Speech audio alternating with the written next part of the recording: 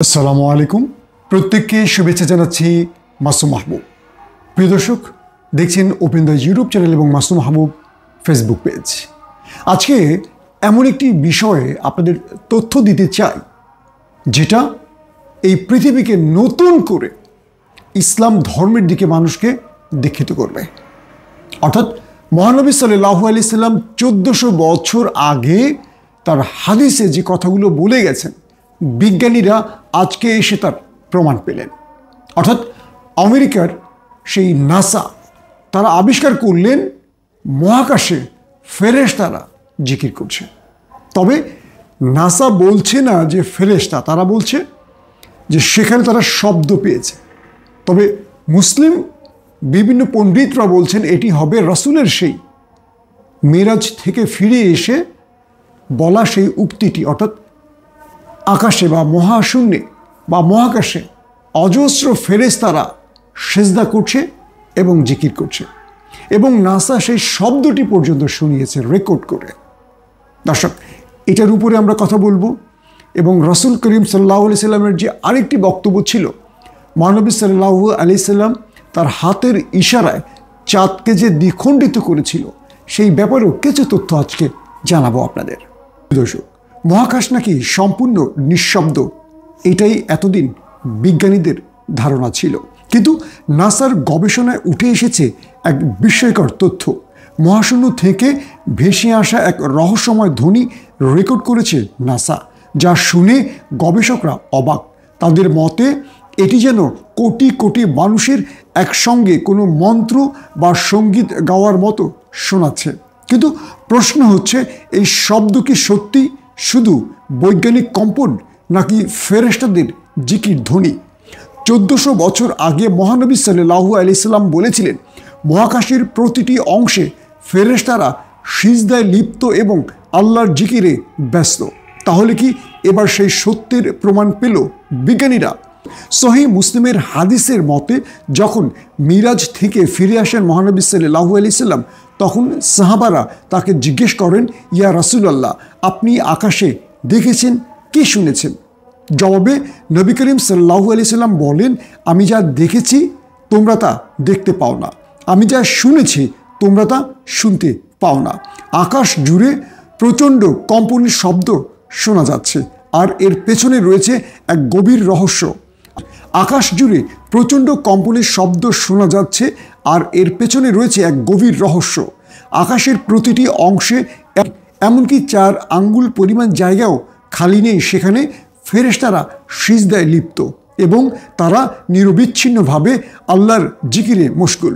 নাসার hour universe is not silent এবং listen to the universe শীর্ষক প্রতিবেদনে বিস্তারিতভাবে তুলে ধরা হয়েছে কিভাবে মহাকাশের শব্দের সৃষ্টি হয়। সংস্থাটির অত্যাধুনিক টেলিস্কোপ ও গবেষণা সরঞ্জামের মাধ্যমে এসব মহাকাশীয় শব্দ শনাক্ত ও রেকর্ড করা সম্ভব হয়েছে। নাসার চন্দ্র এক্স-রে অবজারভেটরি এবং অন্যান্য দূরবীক্ষণ যন্ত্রের তোলা ছবিগুলোর 3টি নতুন সোনিফিকেশন প্রকাশিত হয়েছে। এই প্রকল্পের উপর ভিত্তি করে তৈরি নতুন এক ডকুমেন্টারি নাসার স্ট্রিমিং প্ল্যাটফর্মে আত্মপ্রকাশ করে। সোনিফিকেশন হলো তথ্যকে শব্দে রূপান্তর করার প্রক্রিয়া। চন্দ্র এবং অন্যান্য দূরবীক্ষণ যন্ত্রগুলো মহাকাশ থেকে যে বৈজ্ঞানিক তথ্য সংগ্রহ করে তা সাধারণত ডিজিটাল সংকেত আকারে থাকে এবং পরে চিত্র আকারে রূপান্তরিত করা হয়। সোনিফিকেশন প্রকল্প সেই তথ্যকে শব্দে রূপান্তর করে, যা নতুন এক অভিজ্ঞতা সৃষ্টি করে। গবেষকদের মতে মহাকাশে ছড়িয়ে থাকা বিভিন্ন কণা বা নক্ষত্রের বিকিরণের ফলে কম্পন বা ভাইব্রেশন সৃষ্টি হয়, যা থেকে এসব শব্দের উৎপত্তি ঘটে। মূলত এসব শব্দ ইলেকট্রোম্যাগনেটিক তরঙ্গ হিসেবে থাকে, যা পরবর্তী সময় শব্দ তরঙ্গে রূপান্তরিত করা হয়। লক্ষ্য করলে দেখা যাবে 1400 বছর আগেই রাসূল সাল্লাল্লাহু আলাইহি সাল্লাম উল্লেখ করেছেন যে আকাশে কাঁপুনির মতো শব্দ হয়। নাসা বর্তমানে বলছে এই শব্দগুলি কাঁপুনির কারণে সৃষ্টি হয়। এমনকি গবেষণার সাথে যুক্ত একজন বিজ্ঞানী মন্তব্য করেছেন যে শব্দ শুনে তার মনে হয়েছে যেন একত্রে বিলিয়ন বিলিয়ন মানুষ গ্রেগরিয়ান চ্যাট গাইছে। তবে 1400 বছর আগে মহানবী সাল্লাল্লাহু আলাইহি সাল্লাম বলেছিলেন যে আকাশে ফেরেশতারা একত্রে আল্লাহর জিকির করছে। দর্শক, এটা কি প্রমাণ করছে? 1400 বছর আগে যে বিশ্বনবী তার হাদিসে বর্ণনা করে গেছেন বা তার সাহাবীদের বলে গেছেন, আজ তার প্রমাণ পেল বিজ্ঞানীরা। দুটো বিষয় খেয়াল করবেন।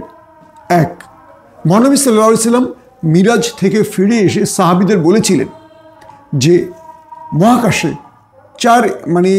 চার আঙ্গুল পরিমাণ জায়গা খালি নেই, সেখানে ফেরেশতারা সিজদারত এবং আল্লাহর জিকির গাইছে বা আল্লাহর জিকির করছে।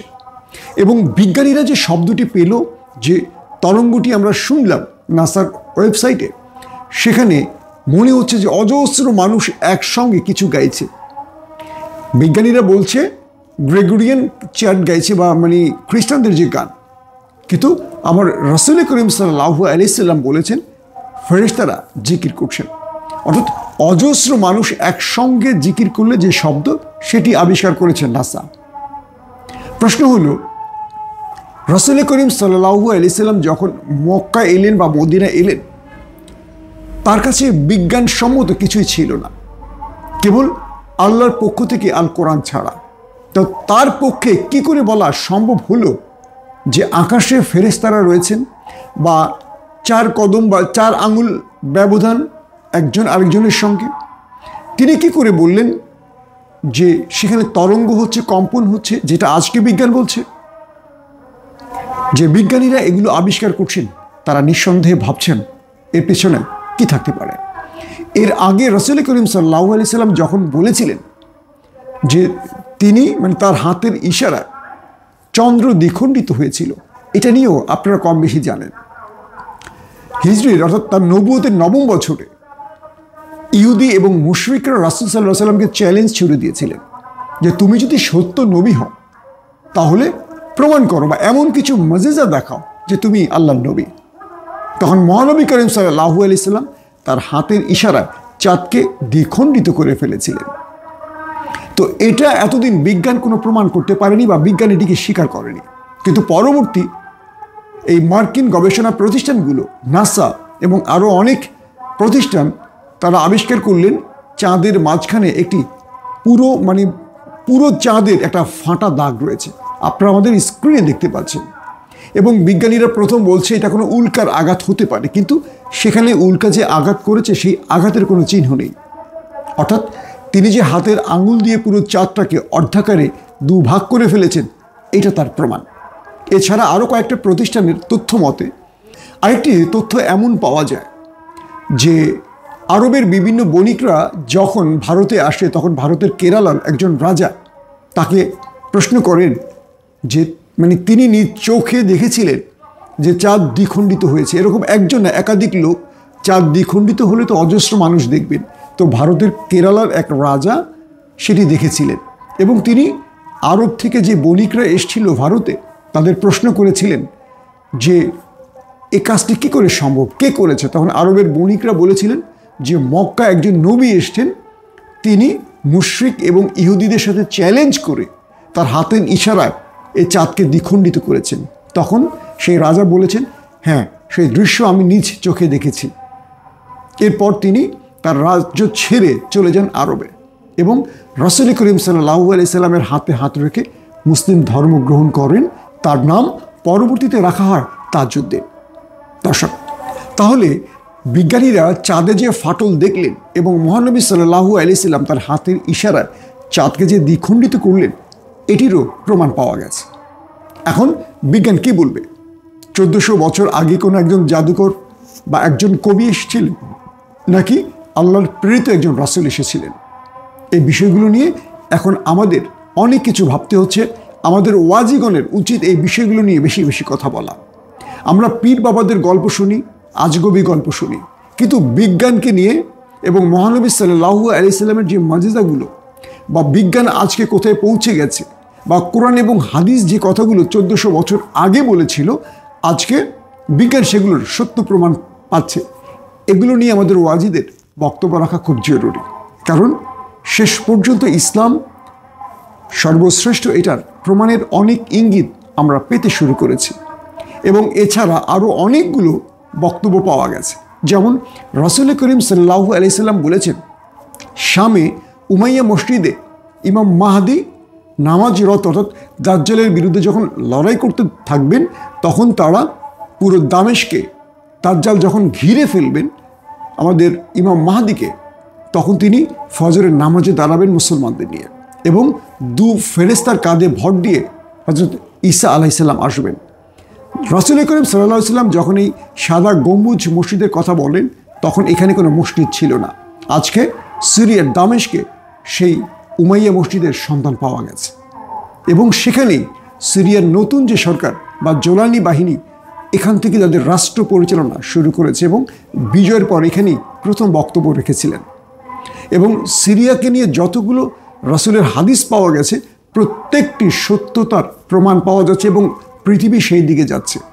দর্শক, আমরা বিশ্বাস করি আমাদের রাসূল করিম সাল্লাল্লাহু আলাইহি সাল্লামের এই বাণীগুলো এবং পবিত্র কোরআনের বাণীগুলো এভাবেই বিজ্ঞানীদের কাছে একটার পর একটা সত্য প্রমাণ মিলে যাবে। তবে একটি সত্য কথা বলতেই হবে, যখন ইহুদিরা এগিয়ে যাচ্ছে, যখন খ্রিস্টানরা এগিয়ে যাচ্ছে, আর তখন আমরা পিছিয়ে যাচ্ছি। আমরা জ্ঞান বিজ্ঞান থেকে অনেকটা ছিটকে পড়েছি। আসুন আমরা জ্ঞান বিজ্ঞানে নজর রাখি। কিয়ামত ঘনিয়ে আসছে।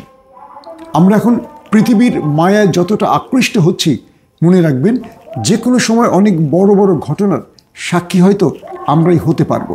আল্লাহ রব্বুল আলামিনই ভালো জানেন কিয়ামত কবে হবে, তবে আমাদের প্রস্তুতি নিতে হবে। প্রত্যেকে ভালো থাকবেন। আল্লাহ হাফিজ।